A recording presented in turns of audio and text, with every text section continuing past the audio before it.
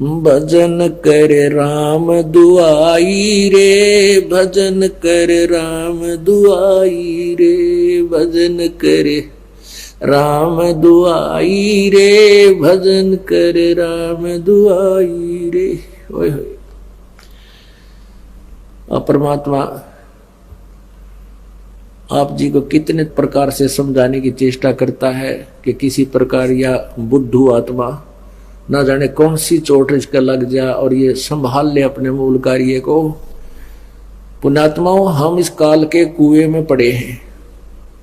जैसे कुएं में बाल्टी गिर जाती है तो बाल्टी निकालने के लिए क्या करता है निकालने वाला, एक हुक होते हैं उसमें 20, 25, 21, 22, 15, 16 हुक होते हैं, हुक, और उनको एक कड़े में डाल दिया जाता है और वो अलग अलग से ऐसे ऐसे अलग अलग उनको उसमें जड़ा हुआ होता है, डाला होता है, और उसको रस्से से बांध कर कुएं में डालते हैं।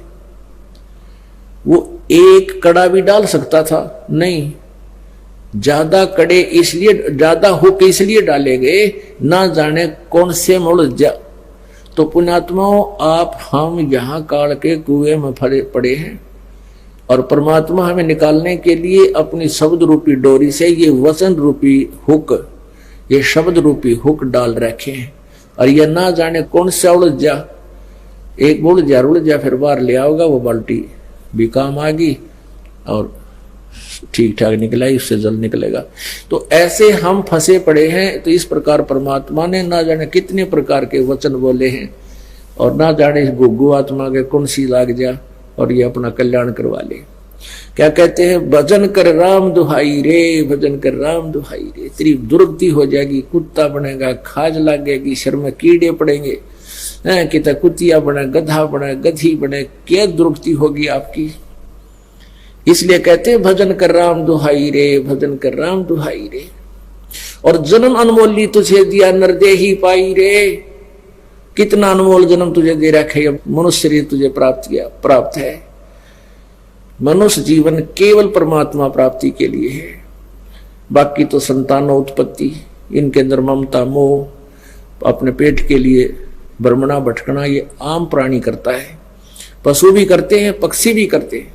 परमात्मा ने एक नई ड्रेस हमें दी है, हमें अलग से एक भिन्न चोला दिया है, शरीर दिया है, और इससे हम परमात्मा प्राप्ति कर सकते हैं। इसका केवल इसको देने का एक यही उद्देश्य था और हम मूल उद्देश्य भूलकर आम प्राणी जैसे कर्म ही करके अपना जीवन व्यर्थ कर रहे हैं। इसलिए भगवान हमें याद दिलाता है, भजन कर राम दुआई रे, भजन कर राम दुआई रे, भजन करे राम दुहाई रे, भजन कर राम दुआई रे। जन्म अनमोली तुझे दिया नर देही पाई रे, देही को देवा लोच ही सुर नर मुनि भाई रे। कितनी प्यारी बात कही परमात्मा ने। कहते हैं इस मानव शरीर को देवता भी तरफ रहे हैं। देवता लोगों को उस समय पता लगता है जब ये वहां पहुंच जाते हैं, जो यहां भक्ति जैसी कि इनको ऊपर देव पद प्राप्त होता है। 33 करोड़ देव पद है। जैसे अपने यहां एमपी की सीट है अपने भारतवर्ष में 500, ये फिक्स है, और इनमें आगे आदमी व्यक्ति बदलते रहते हैं।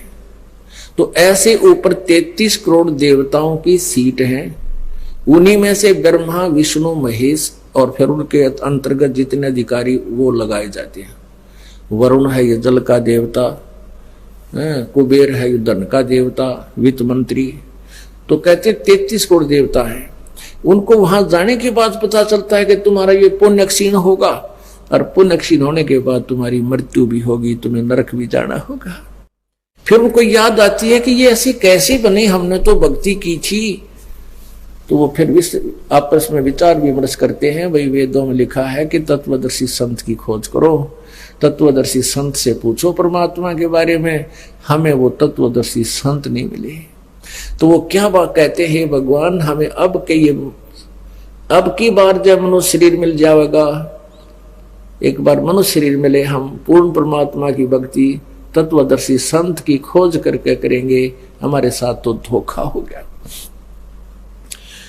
जैसे कई भाई बहन मजबूरी व्यवस्था के अंदर आकर सोच लेते हैं हम खुदकशी कर ले, आत्महत्या कर लेते हैं, अपने हमें दुख दूर हो जाएगा। नहीं, आत्महत्या करने से दुख दूर नहीं हो सकता। यो शरीर तो दूर हो सकता है, विष खा लेने से, फांसी लगा लेने से शरीर तो नष्ट कर दिया आपने, लेकिन दुख तो न्यू का न्यू रहेगा। फिर गधा बन गए, गधा बन गया जाते लट्ठम लट्ठा, फिर बता के सुख होया।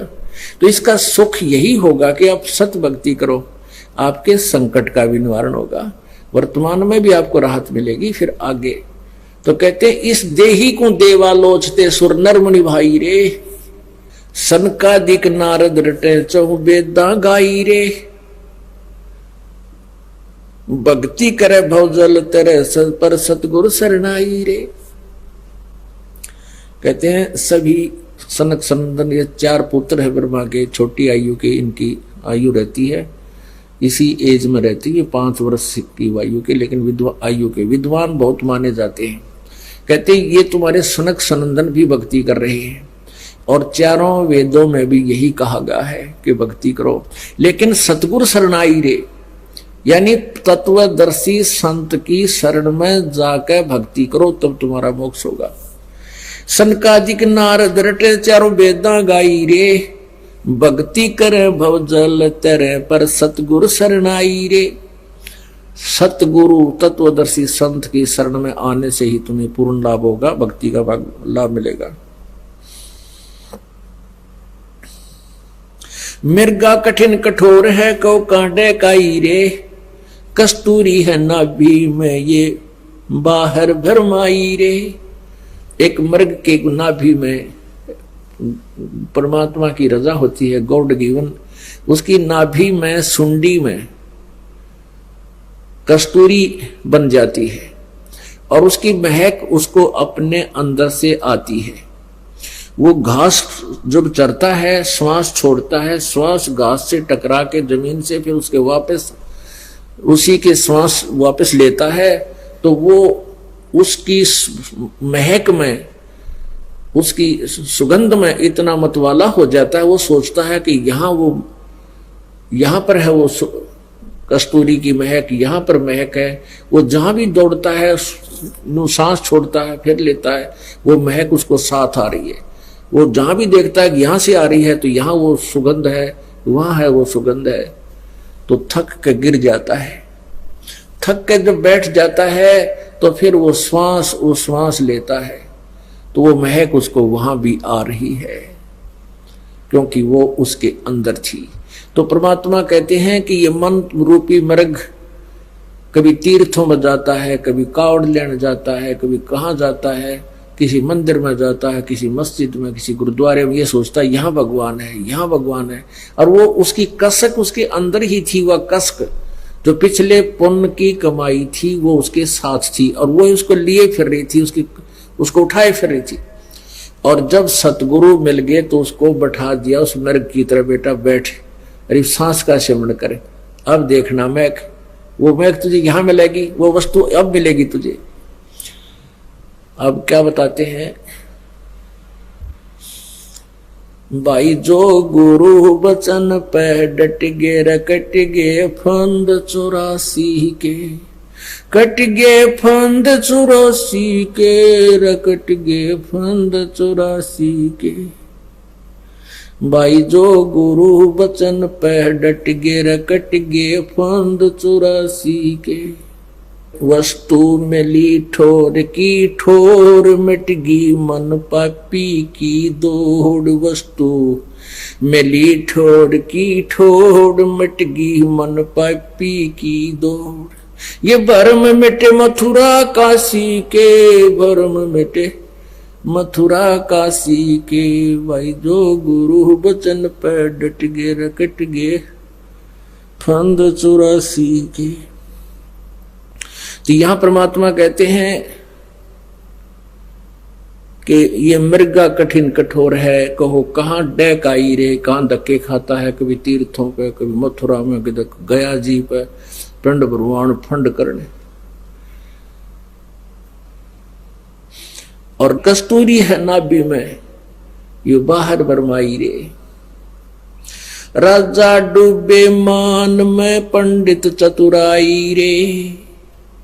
राजा लोगों में तो अभिमान हो जाता है, 4 सैनिक हो गए साथ में, बस ने सोचा तू क्या राखी बन गया, और उनको तो अभिमान हो गया। और पंडित जिसने 4 अक्षर सीख लिए संस्कृत के और 100-2 से उसको नमस्कार करने वाले हो गए, वाह पंडित जी, वाह पंडित जी, वाह भाई क्या बात है।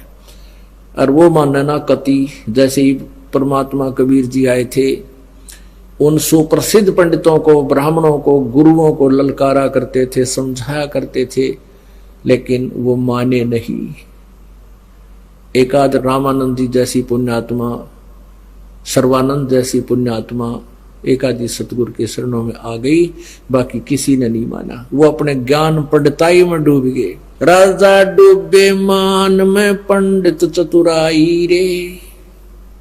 ये ज्ञान गली में बंक है, तन दूर में लाई रे।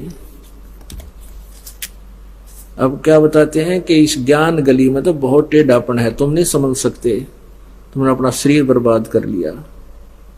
उस साहेब को याद कर जिन सौंज बनाई रे, देखत ही हो जात है पर्वत से राई रे। कंचन काया नाश हुआ, तन ठोक जड़ाई रे। मूर्ख बोंदू बावरे, या मुक्ति कराई रे। फिर क्या बताते हैं, चमरा जुल्हा तिर गए और छिपा नाई रे। चमरा जुल्हा तिर गए और छिपा नाई रे। गणका चढ़ी विमान में, सुरगापुर जाई रे। अजामेल गणका तेरे और सदन कसाई रे। नीच तेरे तो से कहूं नरमोड न्यायी रे। शब्द हमारा साच है और ऊंट की वाई रे। ये धुएं कैसा धौल हर, त्यों लोक चलाई रे। ओह कल बिस्कुस्मल सब कटे, तन कंचन काई रे।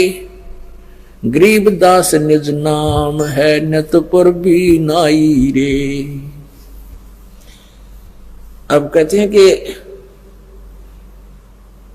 अब देख उस साहिब को याद कर दिन सौंज बनाई रे, यानी जिस परमेश्वर ने सारी सृष्टि की रचना की, तेरा शरीर भी बनाया, तुझे कर्माधार पर जो सब कुछ दिया।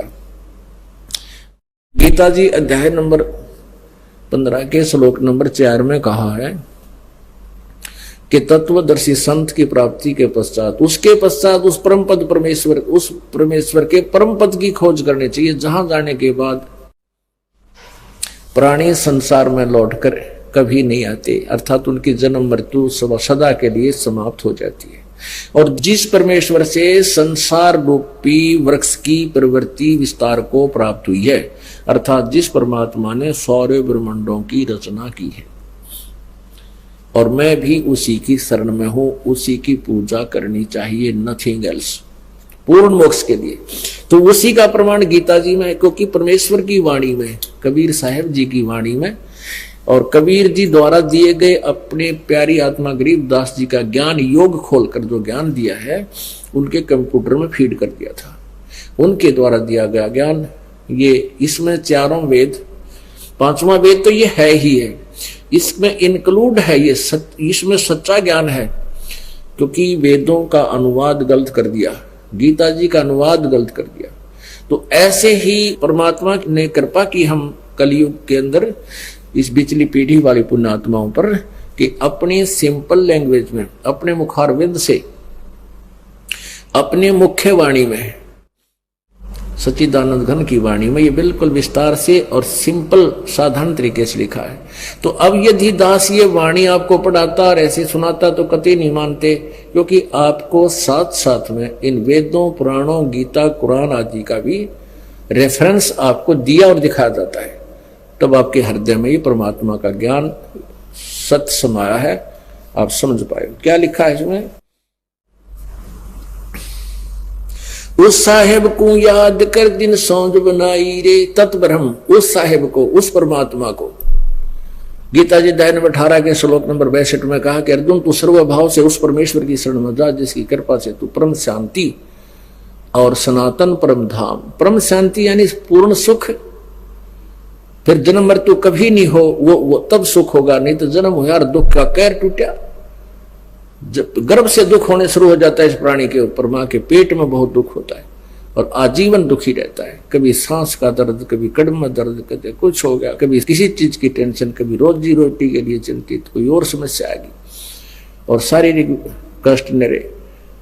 तो परमात्मा कहते हैं वो परम शांति तो वही मिलेगी उस तत्व ब्रह्म के पास, परम अक्षर ब्रह्म की साधना से। उस साहिब को याद कर दिन सौंज बनाई रे, देखत ही हो जाएगा ये पर्वत से राई रे। कितना सुंदर शरीर है और एक बार फूक दिया जाएगा, सभा हो जाएगा जब तेरी मृत्यु होगी, उसके उपरांत इसको जला डालेंगे, ये राख बन जाएगी, पर्वत से राई बन जाएगा। कुछ भी नहीं, आज तो फूला समा रहा, फूला नहीं समा रहा, पता नहीं के जुगाड़ जोड़े बैठा है, एक सेकंड में ना बेरा के बिजली गिर जा। हम देखते हैं रोजाना कितने बड़े बड़े सेठ, मंत्री, मुख्यमंत्री, प्रधानमंत्री अपने ही हेलीकॉप्टरों में क्रश हो जाते हैं, नष्ट हो जाते हैं, एक सेकंड के बाद उनका नाम और निशान नहीं मिलता है। तो क्या बताते हैं परमात्मा, कबीर कहाँ गर्बियो ये काल गह कर केश, ना जाने कि तुम्हारेगा क्या घर क्या परदेश। का जन्मे का पाड़े पोसे खूब लड़ाए लाड, ना जाने इस देह के कहाँ खंडेंगे आड़े। उसके लिए भगवान कहते हैं भजन कर राम दुआई रे, भजन कर राम दुआई रे, भजन करे राम दुआई रे, भजन करे राम दुहाई रे। देख परमात्मा कितने प्यार से हमें समझाना चाहते हैं, पर हम गुगु हो रहे कति, हमारी बुद्धि पशु जैसी बना दी काल ने। एक बार तो असर हो से इस बात का, गुरु जी क्या कह रहे हैं, भगवान का आदेश सुना रहे हैं, कैसी दुरुक्ति होगी। और घंटे 2 घंटे के बाद फिर वैसी बुद्धि बन जाती है। इसका एक ही तरीका है कि रह कर सत्संग सुने और दाव लगते ही सिमन डट के करे, फिर भक्ति बढ़ती जाएगी ना, आपकी सेवा की, धर्म की, दान की या कमाई बढ़ जाएगी। फिर ये ज्ञान काफी देर तक असर करने लग जाएगा, आपको नींद भी आनी बंद हो जाएगी, रात में मंत्र करने लग जाएगा, जब हाथ में माला ले लेंगे और शुरू कर दोगे भगवान की भक्ति, फिर भूल पड़ जाएगी, फिर शुरू कर देंगे। तो रह कर आने से, जैसे बहुत गहरा जल होता है, उस गहरे जल पर भी काई आ जाती है और उसका विकल्प है, जब उससे हमें लाभ लेना है तो उसको ऐसे काई को हाथ से हटा दे, वो दूर हो जाती है।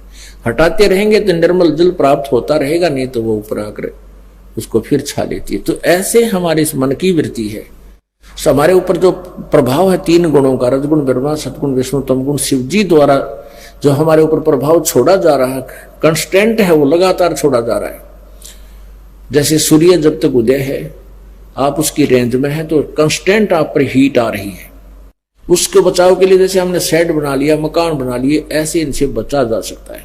तो परमात्मा कबीर जी की भक्ति से आपका बढ़िया तो लेंटर वाला कोठी बन गई समझ लो, एसी लग गया साथ में। तो इन तीनों गुणों का प्रभाव से आप ऐसे बचोगे, ऐसे व्यवस्था बनाने से बचा जाता है। जैसे हमने एसी लगा लिया, कूलर लगा लिया, पंखा लगा लिया, मकान बना लिया, तो उन ताप से बच गए हम, गर्मी सर्दी से। तो ऐसे ही इस भक्ति की शक्ति से, भक्ति की धार्मिकता से, इन तीनों गुणों से हम, इनके प्रभाव से बहुत बच जाएंगे, घना फर्क पड़ जाएगा। और फिर हम तीनों गुणों के प्रभाव से हम बचे तो भक्ति करेंगे। जैसे हम इस साइड में बैठे हैं, पंखा चल रहे हैं, तो हम भक्ति भी सुन रहे हैं। यदि धूप में बैठे होते थे कहाँ सुना जाता था, गर्मी याद आओ हमारे। तो ऐसे ही हमारे ऊपर तीनों गुणों का जो दबाव है, त्रिगुणमयी माया का, ये भगवान की भक्ति से, धर्म से, पुण्य से, 5 यज्ञों से, ये फिर एक किस्म का प्रोटेक्शन बन जाएगा आपको। फिर क्या बताते हैं कि तुम ये ना सोचो ये कंचन काया नाश हो तन ठोक जराई रे। ये तेरा कितना सुंदर शरीर है सोने जैसा, ये भी एक दिन नष्ट हो जाएगा और इसको फूक देंगे घर वाले उठा के। और कहते मूर्ख बंधु भाव रे, या मुक्ति कराई रे, मनुष्य जीवन मिला था मोक्ष कराने के लिए और डले डोकर और इसको छोड़ चला, इस सुंदर शरीर को तू अपना मानता था और ये भी तेरा नहीं रहा। फिर क्या बताते हैं, तो ये ना सोच कि हम गरीब व्यक्ति पार नहीं हो सकते या अन्य जाति वाले पार नहीं हो सकते, क्योंकि आज से 600 वर्ष पहले परमेश्वर ने 300 वर्ष पहले गरीबदास साहिब जी ने ज्ञान दिया था, उसमें छुआछात बहुत थी। ब्राह्मण लोगों ने ही ठेका ले रखा था मोक्ष प्राप्ति का, विद्या पढ़ने का, ग्रंथ पढ़ने का। तो क्या बताते हैं कि भाई चमरा जुल्हा तर गए और छिपा नाई रे।